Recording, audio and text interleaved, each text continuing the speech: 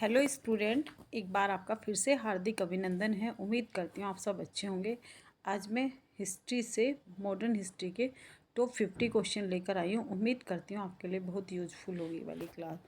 पहला क्वेश्चन है, असहयोग आंदोलन का मुख्य कारण था। असहयोग आंदोलन का मुख्य कारण जो था वो रोलैक्ट एक्ट था। असहयोग आंदोलन का जो मुख्य कारण बना वो असहयोग आंदोलन हो गया था। अगले क्वेश्चन पे चलते हैं। अगला क्वेश्चन क्या है, महात्मा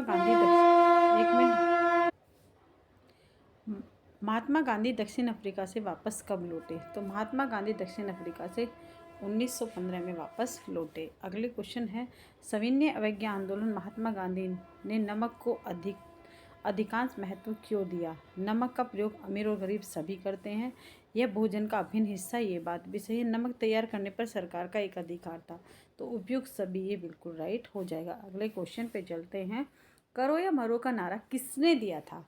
करो या मरो का नारा जो दिया था वो महात्मा गांधी जी ने दिया था, है ना। जबकि सुभाष चंद्र बोस ने तुम मुझे खून दो मैं तुम्हें आज़ादी दूंगा, जय हिंद आदि नारे जो हैं वो किसने दिए थे? वो सुभाष चंद्र बोस जी ने दिए थे। अगले क्वेश्चन पे चलते हैं। अगला क्वेश्चन अच्छा क्वेश्चन है। हाँ, भारतीय राष्ट्रीय कांग्रेस की स्थापना कब हुई थी? तो भारतीय राष्ट्रीय कांग्रेस की स्थापना 1885 में हुई थी। और कहाँ हुई थी? मुंबई में हुई थी, है ना। हाँ, मुंबई में हुई थी। अगले क्वेश्चन पे चलते हैं। अगला क्वेश्चन क्या है, सविनय अवज्ञा आंदोलन कब चलाया गया था? तो सविनय अवज्ञा आंदोलन जो है वो 1930 में चलाया गया है। जबकि असहयोग आंदोलन जो वो 1920 असहयोग आंदोलन जो है वो 1920 में हुआ था, है ना। अगले क्वेश्चन पे चलते हैं, चोरी चोरा कांड किस वर्ष हुआ था? तो चोरी चोरा कांड जो है वो किस वर्ष हुआ था? तो वो 1922 में हुआ था। अगले क्वेश्चन पे चलते हैं, सविनय अवज्ञा आंदोलन की शुरुआत किस महत्वपूर्ण घटना के साथ की गई थी? तो नमक कानून तोड़कर सविनय अवज्ञा आंदोलन की शुरुआत की गई थी। तो ये वाला ऑप्शन बिल्कुल सही है। अगले क्वेश्चन पे चलेंगे। हाँ, इसमें जो है हाँ बी वाला ऑप्शन बिल्कुल राइट हो जाएगा। अगला क्वेश्चन है, रोलैक्ट एक्ट कब पारित हुआ था? तो रोलैक्ट एक्ट जो है वो 1919 को पारित हुआ था। चोरी चोरा कांड चोरी चोरा की घटना का क्या परिणाम हुआ था? रोलैक्ट एक्ट पास हुआ, खिलाफत आंदोलन चलाया गया, साइमन कमीशन भारत आया, असहयोग आंदोलन वापस लिया गया। तो इसमें जो है ये वाला ऑप्शन बिल्कुल सही है। चोरी चोरा घटना का जो क्या परिणाम था, उसका परिणाम यह हुआ कि गांधी जी को अपना असहयोग आंदोलन वापस लेना पड़ा। अगले क्वेश्चन पे चलते हैं। अगला क्वेश्चन अच्छा क्वेश्चन है, निम्नलिखित में से कौन सा आंदोलन महात्मा गांधी ने नहीं चलाया? तो इसमें से कौन सा आंदोलन है जो महात्मा गांधी जी के द्वारा नहीं चलाया गया था? तो असहयोग आंदोलन 1920 में चलाया गया था, सविनय 1930 में, और चंपारण जो है 1919 में। खिलाफत आंदोलन जो है, हाँ डी वाला ऑप्शन जो है बिल्कुल सही है। अगले क्वेश्चन पे चलते हैं। अगला क्वेश्चन हर परीक्षा के लिए उपयोगी है। हाँ, स्वराज मेरा जन्मसिद्ध अधिकार है, इसे मैं लेकर रहूँगा, यह कथन किसका है? तो यह जो कथन है ये किसका है? ये बाल गंगाधर तिलक का हो जाएगा। ये जो कथन है ये बाल गंगाधर तिलक जी द्वारा दिया गया था। अगले क्वेश्चन पे चलते हैं, महात्मा गांधी ने असहयोग आंदोलन कब प्रारंभ किया था?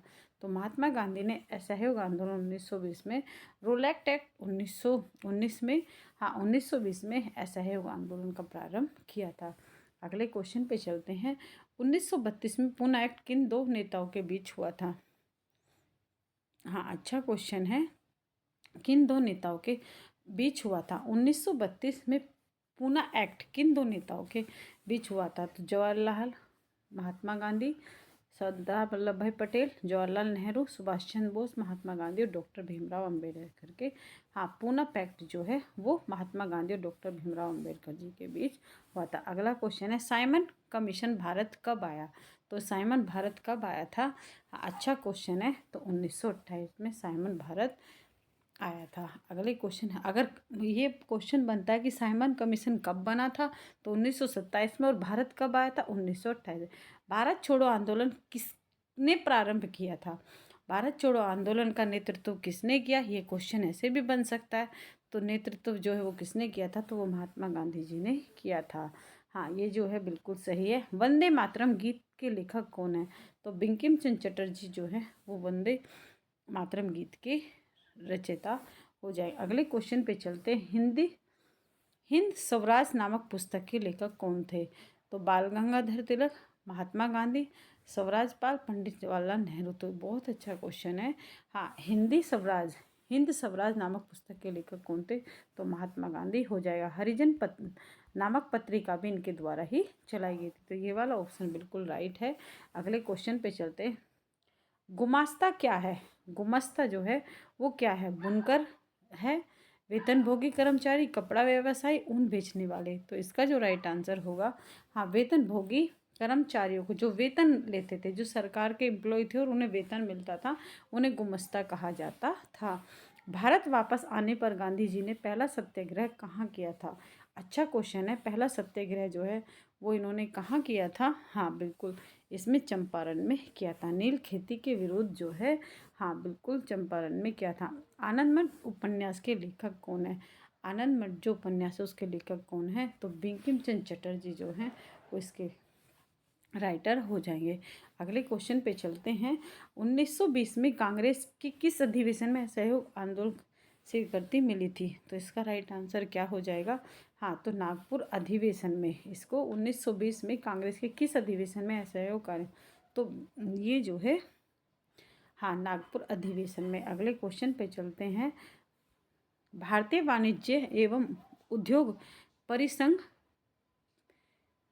फिक्की की स्थापना कब हुई थी? तो इसका जो राइट आंसर हो जाएगा, हाँ, ए वाला ऑप्शन बिल्कुल सही है, 1927 में। एक मिनट बच्चों। भारत माता की विख्यात छवि को किसने चित्रित किया था? अच्छा क्वेश्चन है। भारत माँ की जो विख्यात छवि है उसको किसने, हाँ, डिजाइन किया था? तो अब अवनींद्रनाथ ने। किसने किया था? अवनींद्रनाथ जी ने किया था। जलियांवाला बाग हत्याकांड कब हुआ था? हाँ, अच्छा क्वेश्चन है। ये कब हुआ था? तो 13 अप्रैल 1919 को हुआ था। अगले क्वेश्चन पे चलते हैं। हाँ बिल्कुल, अगला क्वेश्चन अच्छा क्वेश्चन है। हाँ, अगला, निम्नलिखित में से किसने बारडोली सत्याग्रह का सफल नेतृत्व किया था? तो सभी को पता है, ये जो है सरदार वल्लभ भाई पटेल जी ने नेतृत्व किया था। अगले क्वेश्चन पे चलते हैं। हाँ, अगला क्वेश्चन जो है, अगले क्वेश्चन पे चलेंगे। 18वीं शताब्दी में विश्व व्यापार का सबसे बड़ा केंद्र था, कौन सा था? यूरोप था, अमेरिका था, ऑस्ट्रेलिया था। तो इसमें जो राइट आंसर होगा वो कौन सा हो जाएगा? हाँ बिल्कुल, इसका जो राइट आंसर हो जाएगा वो यूरोप। यूरोप सबसे बड़ा विश्व व्यापार का केंद्र था। वे मार्ग जो न केवल एशिया के विशाल क्षेत्रों को एक दूसरे से जोड़ने का कार्य करते थे, बल्कि एशिया और उत्तरी अमेरिका को भी जोड़ते थे। वे रेशम मार्ग, राजमार्ग, स्वर्ण चतुर्भुज, वो क्या कहलाते थे? तो इसका जो ए वाला रेशम मार्ग कहलाते थे। अगले क्वेश्चन पे चलते हैं। हाँ, सबसे ज़्यादा जो मजदूर हैं वो भारत के अधिकांश अनुबंधित मजदूर निम्न में से किन राज्यों से विदेश भेजे जाते थे? तो वो पूर्वी उत्तर प्रदेश और बिहार से सबसे ज़्यादा मजदूर भेजे जाते थे। हाँ, अगला क्वेश्चन है अच्छा क्वेश्चन। हाँ बिल्कुल, अगला क्वेश्चन अच्छा क्वेश्चन है। हाँ, सन 1944 में ब्रिटेन वुड सम्मेलन कहाँ आयोजित किया गया था? हाँ बिल्कुल, इसका जो राइट आंसर होगा, हाँ, बी वाला अमेरिका बिल्कुल राइट आंसर हो जाएगा। हाँ, रिंडर पेस्ट का संबंध है। रिंडर पेस्ट का जो संबंध है वो किससे है? हाँ, मवेशियों की बीमारी से है। रिंडर पेस्ट का जो संबंध है वो मवेशी बोलते हैं, पशुओं की बीमारी से संबंधित था। पशुओं की बीमारी से संबंधित था। भारत में विदेशों को जाने वाले अनुबंधित श्रमिक कहलाते थे, तो वो क्या कहलाते थे? हाँ बिल्कुल, आंसर करेंगे सही बच्चे। वो क्या कहलाते थे? वो सफ़ेदिया कहलाते थे, गिरमिटिया कहलाते थे। तो वो क्या कहलाते थे? वो गिरमिटिया कहलाते थे। हाँ, विदेश जाने वाले मजदूरों को गिरमिटिया कहा जाता था। हाँ, अगला क्वेश्चन है। आर्थिक मंदी, महामंदी का प्रारंभ किस वर्ष में हुआ था? तो आर्थिक मंदी का जो प्रारंभ है वो किस वर्ष में हुआ था? तो 1929 में हुआ था। अगले क्वेश्चन पे चलते हैं। हाँ, ब्रिटेन में कौन कानून समाप्त करने का कारण क्या था? जनसंख्या में वृद्धि, कृषि उत्पादकों में अधिकता, कॉर्नर आयात पर नियंत्रण, उद्योगपति व शहरी लोगों का विरोध। तो इसमें जो है डी वाला ऑप्शन बिल्कुल राइट हो जाएगा। अगले क्वेश्चन पे चलते हैं। अगला क्वेश्चन अच्छा क्वेश्चन है। हाँ, वैश्वीकरण का प्रभाव,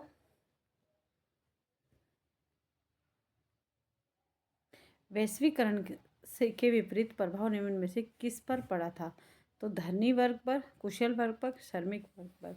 तो जाहिर सी बात है, सबसे ज़्यादा जो प्रभाव पड़ता है वो श्रमिक वर्ग पर ही पड़ता है, मजदूर वर्ग पे सबसे ज़्यादा पड़ता है। अगले क्वेश्चन पे चलेंगे। रिंडरपेस्ट नामक बीमारी 1890 में ईस्वी में कहाँ से फैली? अच्छा क्वेश्चन है, कहाँ से फैली थी? रिंडरपेस्ट बीमारी जो थी वो मवेशियों में फैल रही थी। और कहाँ से फैली थी? हाँ बिल्कुल आंसर करेंगे तो इसमें अफ्रीका से सबसे ज़्यादा फैली थी। अगला क्वेश्चन है, हाँ अच्छा क्वेश्चन है।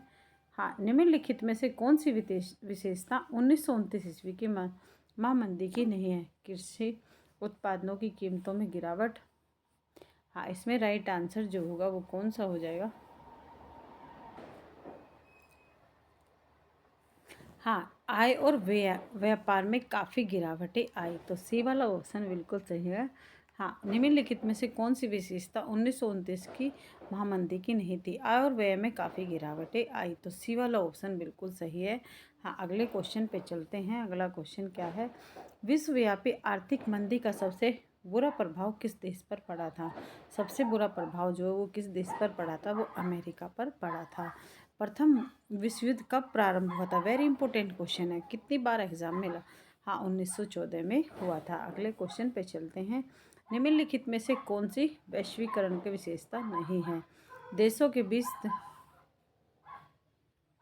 हाँ, इसमें सी वाला ऑप्शन बिल्कुल राइट हो जाए। आयात पर कर बढ़ा देना ही था। अगले क्वेश्चन पे चलेंगे। अगला क्वेश्चन जो है, हाँ महामंदी का सबसे बुरा असर किस पर पड़ा था? तो सबसे बुरा पर जो पड़ा था वो किस पे पड़ा था? बी वाला, कृषि क्षेत्र पे। सन 1929 की महामंदी का प्रमुख कारण क्या था? हाँ, तो इसमें जो प्रमुख कारण जो था वो क्या था? हाँ, ए वाला, कृषि क्षेत्र में अति उत्पादन करना महामंदी का प्रमुख कारण था। कॉर्न लॉ किस देश से संबंधित है? हाँ, तो ये ब्रिटेन से संबंधित हो जाएगा। हाँ, अगले क्वेश्चन की तरफ चलेंगे। कुछ महत्वपूर्ण फैक्टर भी हैं। रेशम मार्ग, सिल्क रूट। सिल्क या रेशम मार्ग एशिया के विशाल क्षेत्रों को एक दूसरे से जोड़ते थे। ये एशिया को यूरोप और उत्तरी अमेरिका से भी जोड़ते थे। इन मार्गों में व्यापार एवं सांस्कृतिक आदान प्रदान होता था। इस पे घेती यह इतालवी मूल का एक लंबा पतला बेलनाकार पास्ता है। यह सूजी अथवा आटे और पानी से बनाया जाता है। पारंपरिक रूप से अधिक स्पेतित 20 इंच लंबा होता है, लेकिन 20वीं शताब्दी के उत्तरार्ध में छोटी लंबाई वाले इस पे घेतित लोकप्रिय होने लगा, है ना। तो यहाँ तक आपको समझ में आया होगा। हाँ, अगला क्वेश्चन अच्छा क्वेश्चन है। वह शब्द कौन सा है जो आमतौर पर एशिया के लिए इस्तेमाल किया जाता है? तो वह शब्द सौदागर, आदि, प्राच्य। इसका जो राइट आंसर होगा वो क्या हो जाएगा? हाँ, आंसर करेंगे सभी बच्चे।